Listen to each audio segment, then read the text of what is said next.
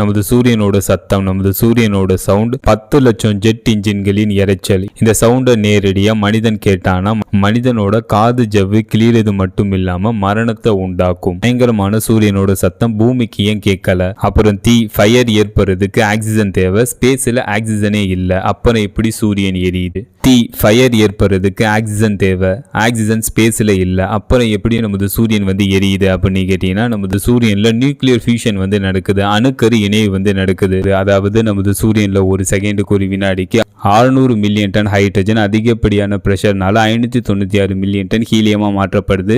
மீதம் இருக்கிற 4 million ton எனர்ஜியா கன்வெர்ட் ஆகுது. அப்போதைக்கு நமது சூரியன்ல ஹீட் லைட்டோட சேர்த்து பயங்கரமான சவுண்டும் உருவாகுது. அப்படி உருவாயிருக்கிற சவுண்ட் அதோட லெவல் 290 டெசிபல் அப்படின்ட்டு சயின்டிஸ்ட் தெரிவிச்சிருக்காங்க.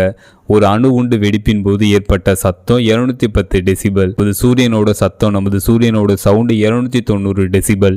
அதாவது 10 லட்சம் ஜெட் இன்ஜின்களை ஒரே நேரத்தில் ரன் பண்ணா எந்த அளவு சவுண்ட் ஏற்படுமோ அந்த அளவு சவுண்ட் தான் நமது சூரியன் எழுப்புது. இந்த சவுண்டை நேரடியா மனிதன் கேட்டான் மனிதனோட காது ஜவ்வு கிளியறது மட்டும் இல்லாம வேப்பரைஸ் ஆகி விடுவான், ஆவி ஆகி விடுவான் அப்படின்ட்டு சயின்டிஸ்ட் தெரிவிச்சிருக்காங்க. நமது சூரியனோட ஹீட் லைட்டை நம்மளால உணர முடியும். நமது சூரியனோட சவுண்டு நமது பூமிக்கு ஏன் கேட்கல அப்படின்னு கேட்டீங்கன்னா, சவுண்டு ஒரு வைப்ரேஷன். சவுண்டு டிராவல் பண்றதுக்கு காற்று, நீர் இல்லைன்னா சாலிட் மெட்டீரியல் தேவை. நமது பூமிக்கும் நமது சூரியனுக்கும் இடைப்பட்ட டிஸ்டன்ஸ் 150 மில்லியன் கிலோமீட்டர், அதாவது 1 ஆஸ்ட்ரானமிக்கல் யூனிட். இந்த இடைப்பட்ட டிஸ்டன்ஸ் வெற்றிடமா இருக்கு, எம்டி ஸ்பேஸா இருக்கு. வெற்றிடத்துல சவுண்டு டிராவல் ஆகாது. அதனாலதான் சூரியனோட சத்தம் நமது பூமிக்கு கேட்க